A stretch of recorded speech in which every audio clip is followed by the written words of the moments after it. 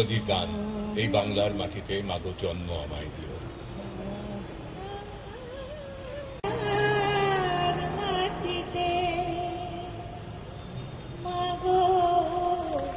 জন্ম আমায় দিও, এই আকাশ নদী পাহাড় আমার বড় প্রিয়,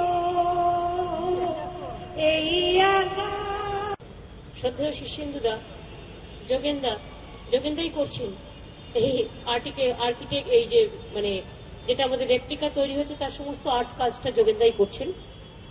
আমাদের এখানে দ্বিজেন্দা আছেন, শ্রদ্ধেয় দ্বিজেন্দা, বনস্মৃতি, নির্মলাদি, সুতপা, ইন্দ্রাণী সেন, সুব্রতদা, গুরবক সিংজি, নিমাইদা, বিটি দেবী, আমাদের সুবোধ সরকার, রঞ্জিত মল্লিক সহ আরো অনেকেই, শোভন চট্টোপাধ্যায় অবশ্যই, মেয়র কলকাতা কর্পোরেশন, আমার mayor in council Atin Ghosh, Swapan Samaddar, Farzana, Susanta, Malay, Debak, সবাই আছে।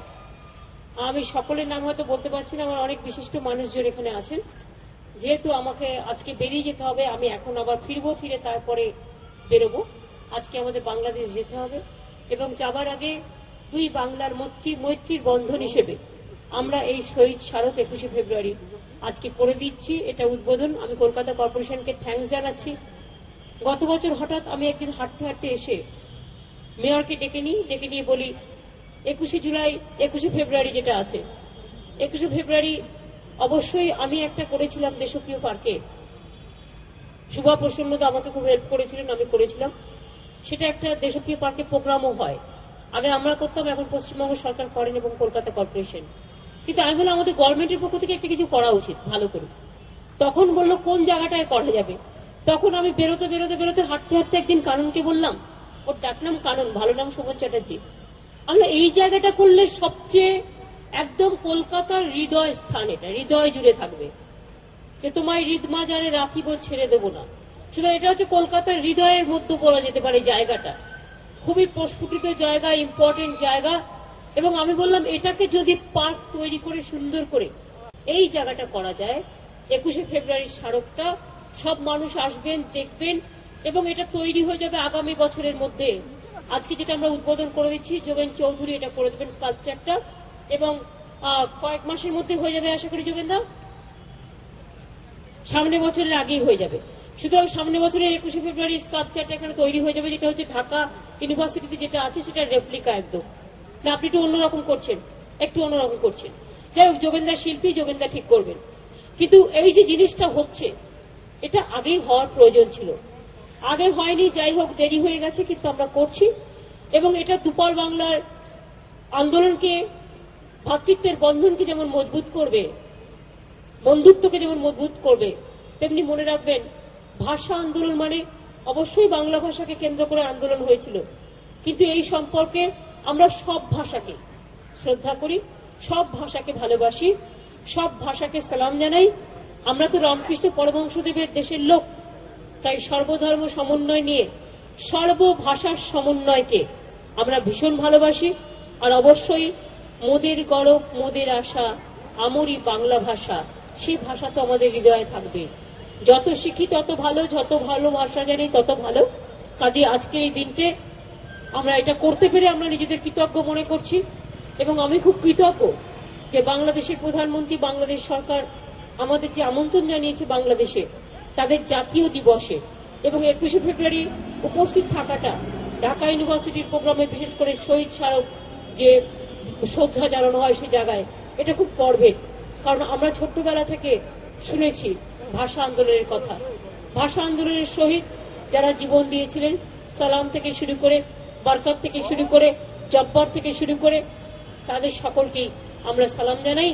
এবং সাথে সাথে যারা ভাষার জন্য কাজ করেছে, যারা ভাষাকে সংগঠিত করেছে, যারা ভাষাকে প্রাণবন্ত করেছে, যারা ভাষাকে উজ্জীবিত করেছে, যারা ভাষাকে ভাষাঞ্জলিতে পরিণত করেছেন, তাদের সকলকেই আমরা এই অনুষ্ঠানের মধ্যে দিয়ে আমাদের শ্রদ্ধার্ঘ নিবেদন করি। এবং আবার বলি, মোদের গৌরব মোদের আশা, এ মোদের গৌরব মোদের আশা, মেটে না বাংলার ভাষা।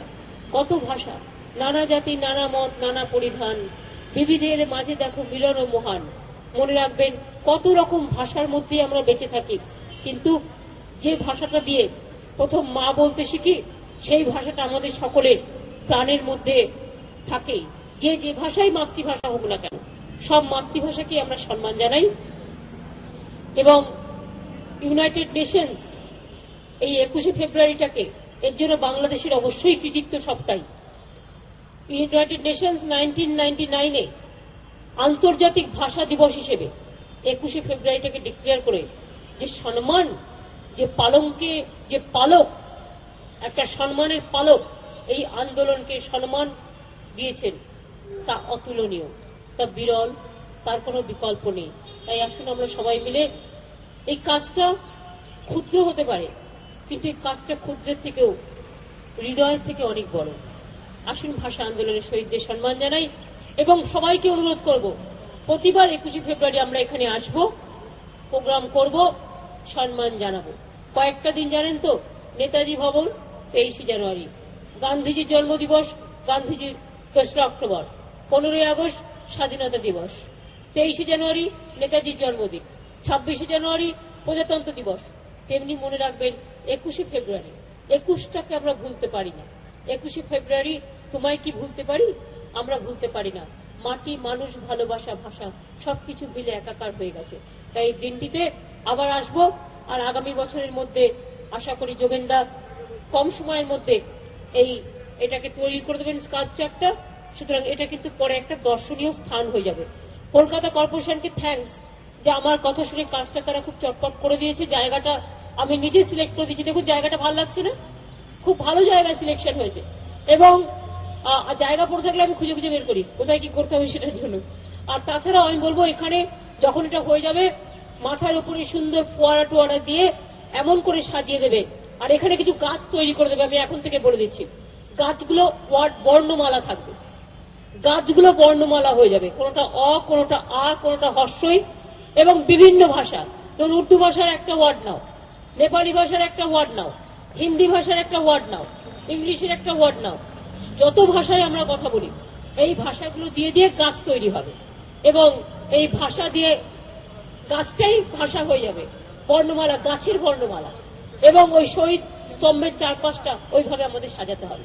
সুতরাং এটাই হবে আগামী দিনের একটা দর্শনীয় স্থান। সকলে ভালো থাকবেন। অনেক অনেক ধন্যবাদ, নমস্কার আপনাদের জানাই যে আপনারা কষ্ট করে এখানে এসছেন। আমার অনেক ভাই বোনেরা, রাস্তার পথচারীরাও অনেকে এসছেন।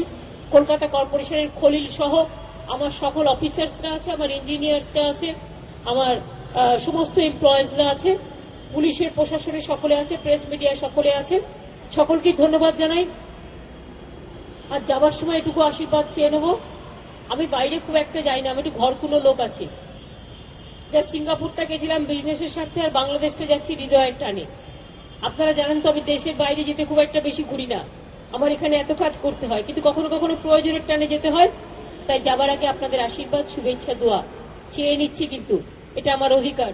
আপনারা আমায় ভালোবাসেন, তাই আপনাদের কাছ থেকে চেয়ে নিচ্ছি। ভালো থাকবেন, আবার দেখা হবে। তোমার সবাই আছে, কেন নির্মলা দিয়ে গানটা গাইবে না? এই বাংলার মাটিতে মাগো জন্ম আমায় দিয়ে, কৃষ্ণপ্রদা, ঠিক তো? ওইটা হবে, আর তখন আমরা উদ্বোধন করব। নো, এই গানটা না হলে হবে না। তুমি একটু ভাষার মমত্ব বোঝাও গানের মাধ্যমে। পরশুদি দেখো তোমার পাশে আছে, কোমর দিয়ে গলা